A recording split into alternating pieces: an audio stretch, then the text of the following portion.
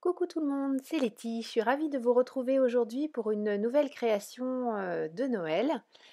Aujourd'hui, on va créer une shadow box avec une planche de tampon de chez Lone Fawn. Pour commencer, je vais créer ma base de cartes dans un papier parfaitement adapté à cette destination, entre autres, parce qu'il a plein d'autres qualités qu'on pourra explorer au fil des prochaines vidéos. C'est un papier China Douglas en 300 grammes, parfaitement blanc et très très facile à utiliser donc pour des bases de cartes, des bases d'albums, pour tamponner, parce qu'il est très lisse. Vous allez voir, c'est un très très beau papier. Je commence donc par réaliser ma base de cartes. On a deux rectangles de 18 par 8 cm sur lesquels je vais venir faire deux plis. Le premier à 12 cm et le deuxième à 17. Comme ça, ma face de carte fait 12 cm, le côté 5 et la patte de collage 1 cm.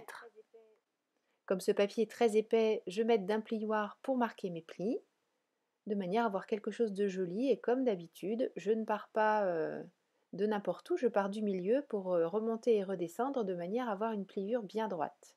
Dans l'un des deux rectangles, je vais pratiquer une ouverture à l'aide de ce die rectangulaire. On peut très bien le faire avec le réglé et puis notre cutter, il n'y a pas de souci, mais c'est quand même beaucoup plus facile avec le die. Et surtout, c'est très régulier et très rapide. Cette petite carte, je vais la garder, elle pourra nous servir soit pour une autre réalisation, soit dans la suite des événements en ce qui concerne celle-ci. J'enlève ma Cuttlebug qui s'était bien accrochée à ma plaque de découpe. Et je vais m'occuper maintenant un petit peu de l'habillage intérieur, entre guillemets, de notre boîte avant de continuer. Je vais réaliser une découpe de 14 cm de large sur laquelle je fais deux pliages à 1 cm de chaque côté, ça sera nos pattes de collage. Avec des die collines, donc les miens ce sont des die avec des fausses coutures, je vais réaliser une première découpe comme ceci, donc en forme de colline. J'ai essayé de faire les deux, mais en fait comme je perds la fausse couture, c'était dommage. Alors soit j'ai deux collines identiques et ça n'a pas d'intérêt, voilà, c'est ce que je vous montre, soit je perds le côté fausse couture, ce qui est dommage puisque ça fait quand même une jolie finition. Donc je reprends le même die que je vais mettre dans un angle complètement différent pour pouvoir créer une deuxième découpe à utiliser avec celle que je viens de réaliser. Bon, l'important étant, vous l'avez compris, que vos découpes hors pâte de collage fassent 12 cm. Après, peu importe la taille des pâtes de collage que vous réalisez, il faut que nos collines soient de la même largeur que la boîte que l'on va réaliser au final pour notre carte. Donc c'est bien le cas ici, j'ai mes deux collines et elles font la bonne largeur. Je vais pouvoir commencer le collage. Je prends les deux rectangles, donc celui dans lequel on a évidé cette petite fenêtre et l'autre qui n'a pas bougé, lui par contre. Je vais utiliser de la colle liquide et je mets mes pattes de collage sur l'extérieur. Vous allez voir pourquoi après. Donc moi j'ai choisi ce parti pris, après à vous de voir un petit peu comment vous voulez réaliser. Mais moi j'ai choisi de mettre sur l'extérieur pour pouvoir ancrer tout mon intérieur sans être gênée par ces pattes de collage. Avec du masking tape, je vais fixer ma base de carte sur mon glass mat. Alors non seulement ça le fixe et ça va m'aider du coup à passer mon encre, mais aussi ça me permet de protéger la partie sur la droite et je ne mettrai pas d'encre sur cette partie-là. J'utilise ma Distress Oxide Broken China pour commencer, que je passe en mouvement circulaire avec ma petite mousse sur la surface totale de mon intérieur de carte. Donc on va avoir deux côtés et le fond.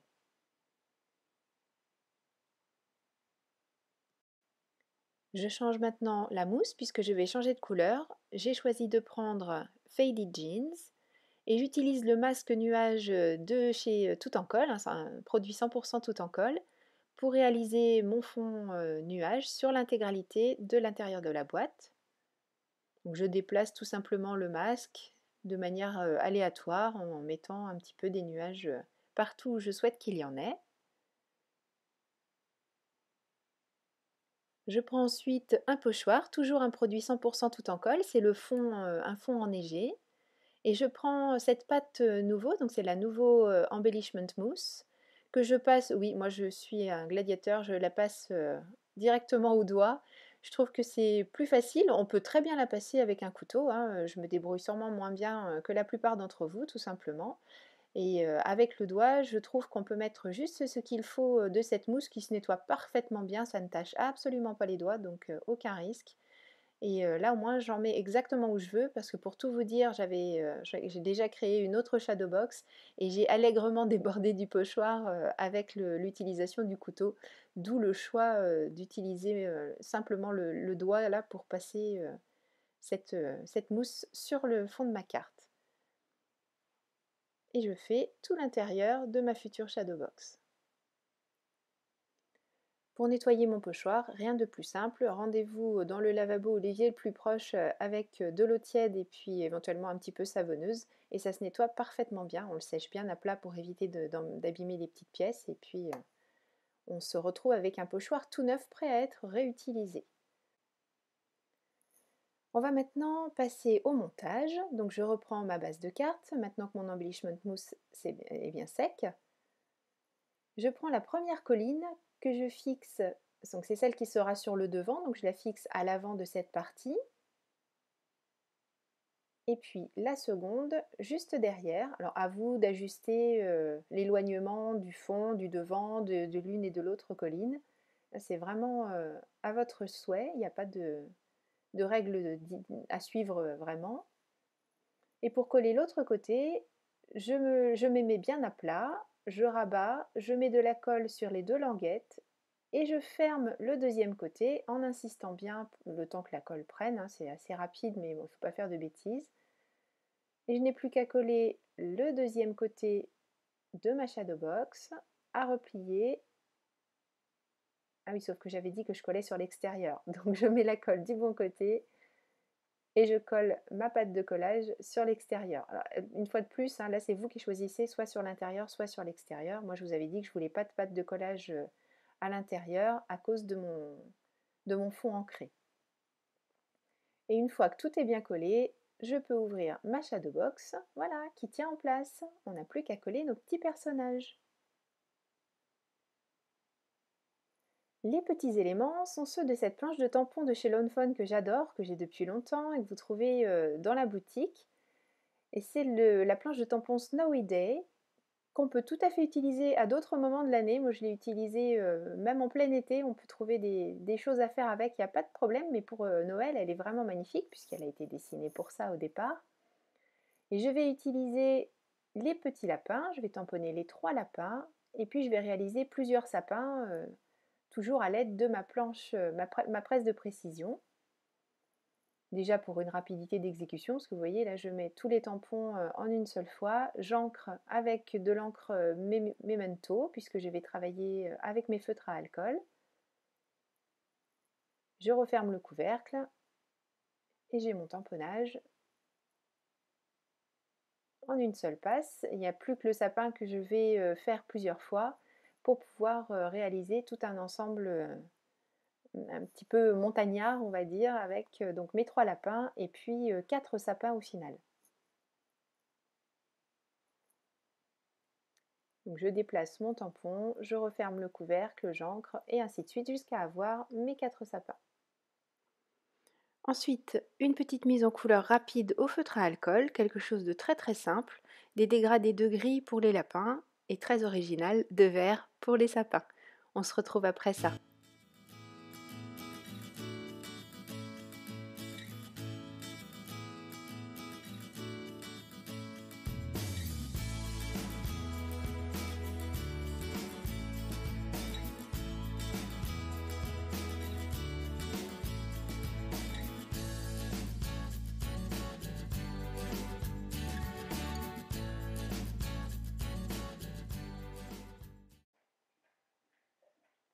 Après cette mise en couleur très simple, mais les dessins sont tellement mignons que vraiment il n'y a pas besoin d'en rajouter, je fais un découpage le plus précisément possible.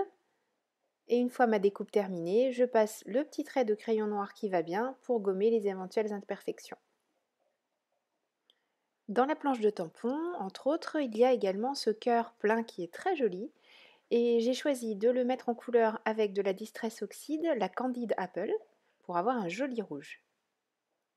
Je le découpe et une fois que j'ai découpé, cette fois-ci j'ai pas mis un trait de crayon noir mais du feutre rouge, mes feutres à alcool Spectrum noir pour terminer et éviter la tranche blanche.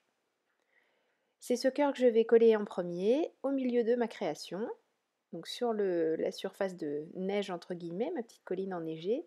Et je vais lui rajouter un élément que je ne vous ai pas montré ni à la mise en couleur ni à la découpe, mais qui fait aussi partie de la planche, qui est une écharpe. Et je trouve ça super mignon, cette petite écharpe autour du cœur. Donc si on ne la met pas, effectivement, on peut utiliser la planche de tampon à n'importe quel autre moment de l'année, notamment pourquoi pas pour la Saint-Valentin ou pour une naissance. Enfin, comme je vous le disais au début de la vidéo, cette planche de tampon est très facile à utiliser toute l'année.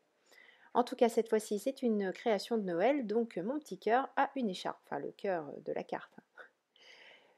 Mes sapins, je trouvais qu'il leur manquait un tronc, donc j'ai pris une chute de papier que j'ai colorié avec mes feutres à alcool, le Spectrum noir toujours en marron. J'ai mis une seule couleur, enfin une seule tonalité de marron. J'ai découpé une petite bande et je rajoute maintenant à chacun des sapins un petit morceau de tronc.